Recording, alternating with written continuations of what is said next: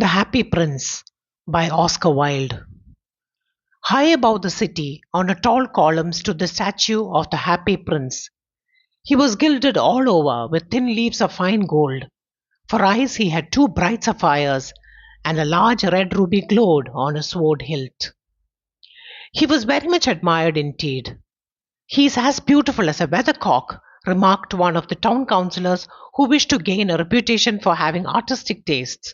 "Only not quite so useful," he added, fearing lest people should think him unpractical, which he really was not. "Why can't you be like the Happy Prince?" asked a sensible mother of a little boy who was crying for the moon. "The Happy Prince never dreams of crying for anything." "I am glad there is someone in the world who is quite happy," muttered a disappointed man as he gazed at the wonderful statue.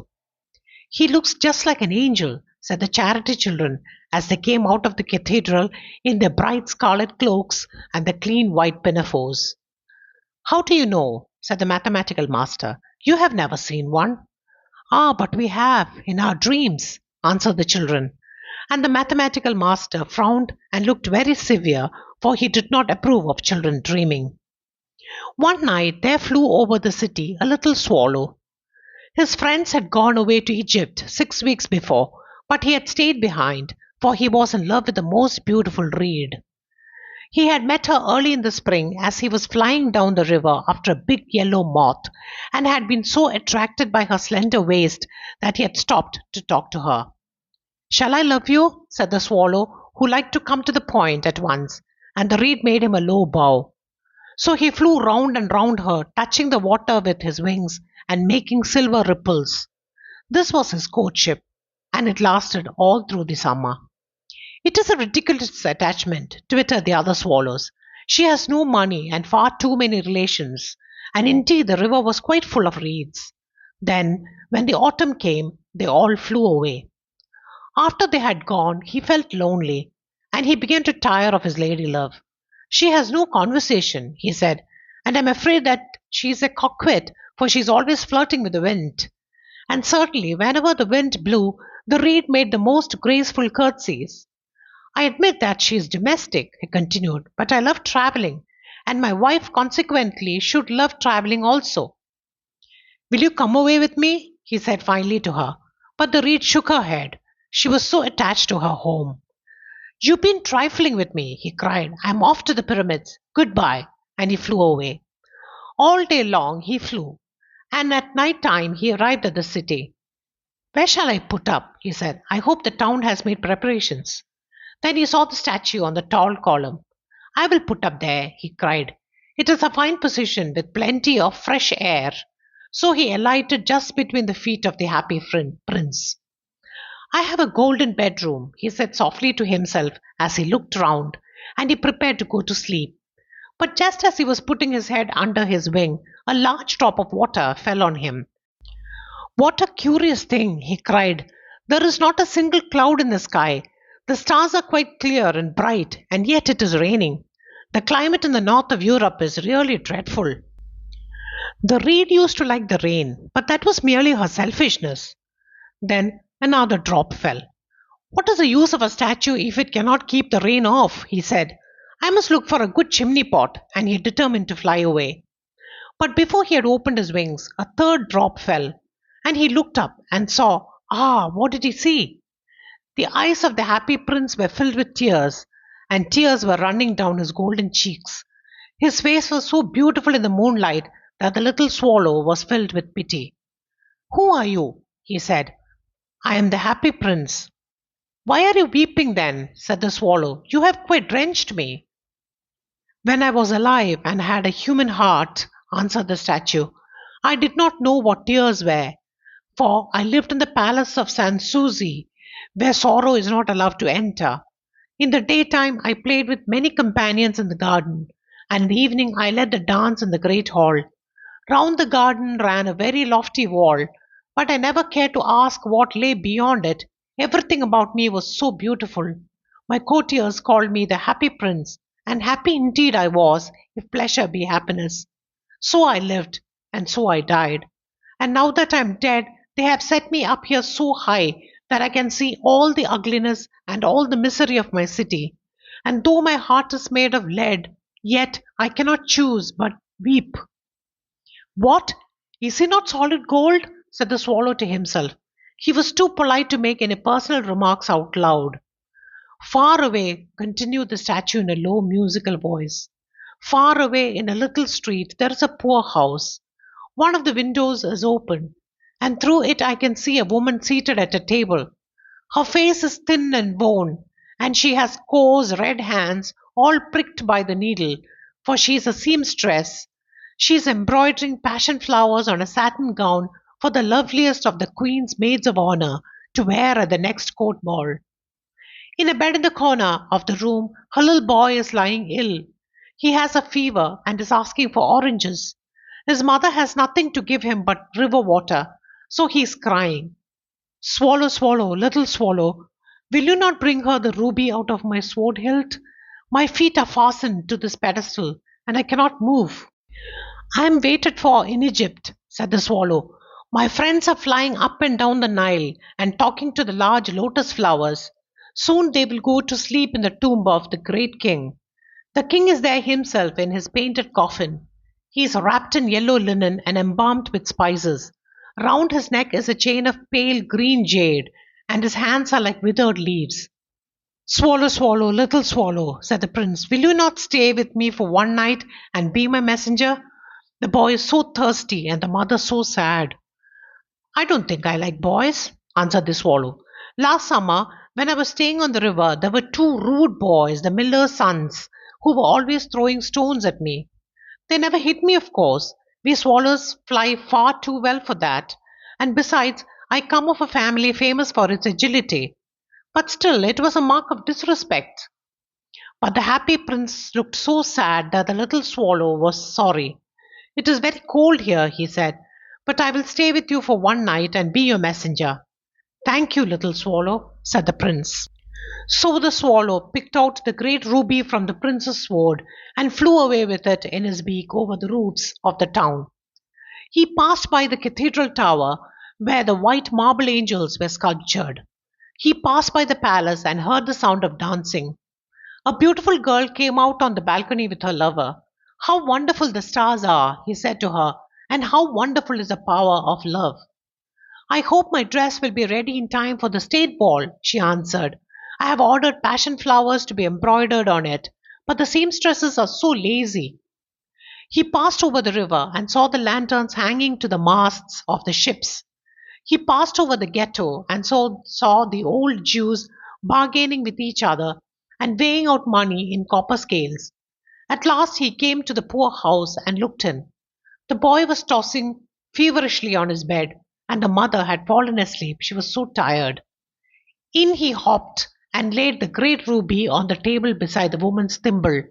Then he flew gently around the bed, fanning the boy's forehead with his wings. How cool I feel, said the boy. I must be getting better, and he sank into a delicious slumber.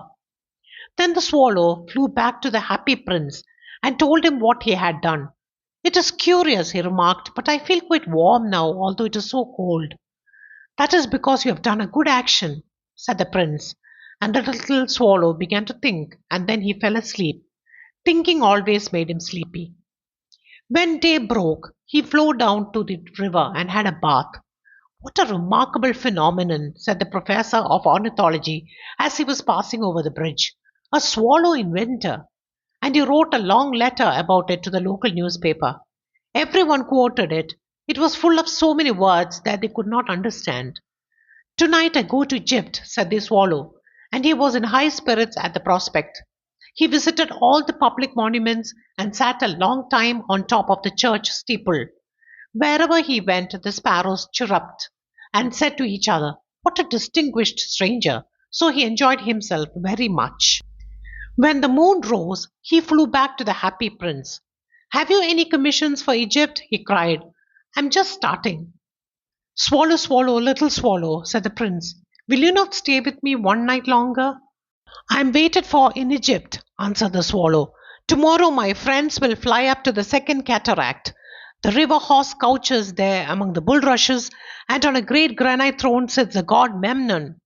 All night long he watches the stars, and when the morning star shines, he utters one cry of joy, and then he's silent. At noon, the yellow lions come down to the water's edge to drink. They have eyes like green barrels, and their roar is louder than the roar of the cataract. Swallow, swallow, little swallow, said the prince. Far away across the city, I see a young man in a garret.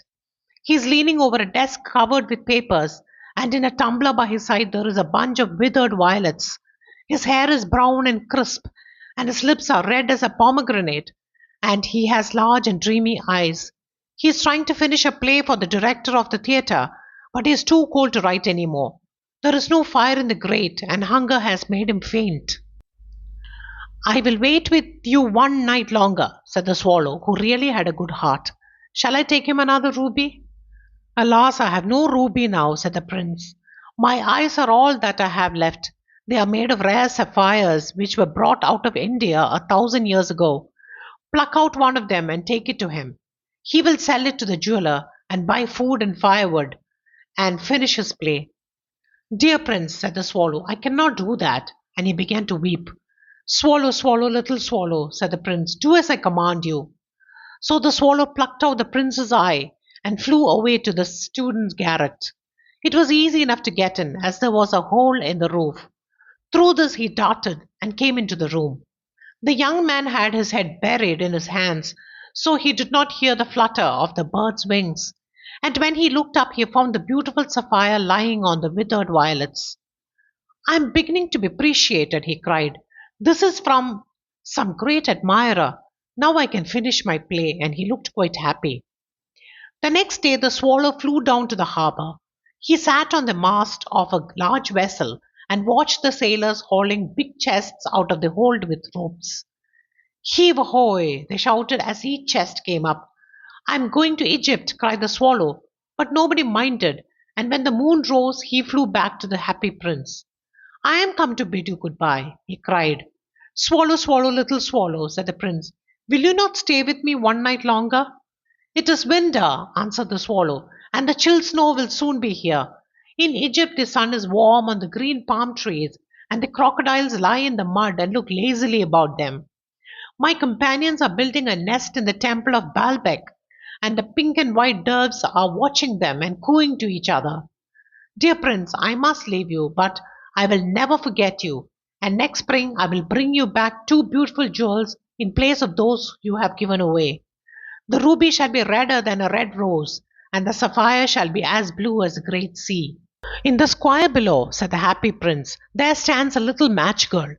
She has let her matches fall in the gutter, and they are all spoiled. Her father will beat her if she does not bring home some money, and she is crying. She has no shoes or stockings, and her little head is bare. Pluck out my other eye and give it to her, and her father will not beat her. I will stay with you one night longer, said the swallow, but I cannot pluck out your eye. You would be quite blind then. Swallow, swallow, little swallow, said the prince, do as I command you. So he plucked out the prince's other eye and darted down with it. He swooped past the match girl and slipped the jewel into the palm of her hand. What a lovely bit of glass, cried the little girl, and she ran home laughing. Then the swallow came back to the prince. You are blind now, he said, so I will stay with you always. No, little swallow, said the poor prince, you must go away to Egypt. I will stay with you always, said the swallow, and he slept at the prince's feet. All the next day he sat on the prince's shoulder and told him stories of what he had seen in strange lands. He told him of the red ibises who stand in long rows on the banks of the Nile and catch goldfish in their beaks, of the sphinx who is as old as the world itself and lives in the desert and knows everything, of the merchants who walk slowly by the side of their camels and carry amber beads in their hands, of the king of the mountains of the moon who is as black as ebony and worships a large crystal, of the great green snake that sleeps in a palm tree and has 20 priests to feed it with honey cakes, and of the pygmies who sail over a big lake on large flat leaves and are always at war with the butterflies. Dear little swallow, said the prince, you tell me of marvelous things, but more marvelous than anything is the suffering of men and of women. There is no mystery so great as misery. Fly over my city, little swallow, and tell me what you see there. So the swallow flew over the great city and saw the rich making merry in their beautiful houses while the beggars were sitting at the gates. He flew into dark lanes and saw the white faces of starving children looking out listlessly at the black streets. Under the archway of a bridge, two little boys were lying in one another's arms to try and keep themselves warm. How hungry we are, they said. You must not lie here, shouted the watchman, and they wandered out into the rain. Then he flew back and told the prince what he had seen. I am covered with fine gold, said the prince. You must take it off, leaf by leaf, and give it to my poor. The living always think that gold can make them happy.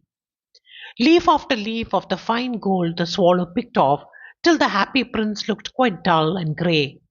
Leaf after leaf of the fine gold he brought to the poor, and the children's faces grew rosier, and they laughed and played games in the street. We have bread now, they cried. Then the snow came, and after the snow came the frost. The streets looked as if they were made of silver. They were so bright and glistening. Long icicles like crystal daggers hung down from the eaves of the houses. Everybody went about in furs, and the little boys wore scarlet caps and skated on the ice. The poor little swallow grew colder and colder, but he would not leave the prince. He loved him too well. He picked up crumbs outside the baker's door when the baker was not looking and tried to keep himself warm by flapping his wings. But at last he knew that he was going to die. He had just strength to fly up to the prince's shoulder once more. Goodbye, dear prince, he murmured. Will you let me kiss your hand? I am glad that you are going to Egypt at last, little swallow, said the prince. You have stayed too long here, but you must kiss me on the lips, for I love you. It is not to Egypt that I am going, said the swallow. I am going to the house of death. Death is the brother of sleep, is he not? And he kissed the happy prince on the lips and fell down dead at his feet. At that moment, a curious crack sounded inside the statue as if something had broken. The fact is that the leaden heart had snapped right in two. It certainly was a dreadfully hard frost. Early the next morning, the mayor was walking in the square below in company with the town councillors. As they passed the column, he looked up at the statue. Dear me, how shabby the happy prince looks, he said. How shabby indeed, cried the town councillors, who always agreed with the mayor, and they went up to look at it. The ruby has fallen out of his sword. His eyes are gone, and he is golden no longer, said the mayor. In fact, he is little better than a beggar. Little better than a beggar, said the town councillors. And here is actually a dead bird at his feet, continued the mayor. We must really issue a proclamation that birds are not to be allowed to die here. And the town clerk made a note of the suggestion. So they pulled down the statue of the happy prince. As he is no longer beautiful, he is no longer useful, said the art professor at the university. Then they melted the statue in a furnace, and the mayor held a meeting of the corporation to decide what was to be done with the metal. We must have another statue, of course, he said, and it shall be a statue of myself. Of myself, said each of the town councillors as they quarrelled. When I last heard of them, they were quarrelling still. What a strange thing, said the overseer of the workmen at the foundry. This broken lead heart will not melt in the furnace. We must throw it away. So they threw it on a dust heap where the dead swallow was also lying. Bring me the two most precious things in the city, said God to one of his angels. And the angel brought him the leaden heart and the dead bird. You have rightly chosen, said God, for in my garden of paradise this little bird shall sing for evermore, and in my city of gold the happy prince shall praise me.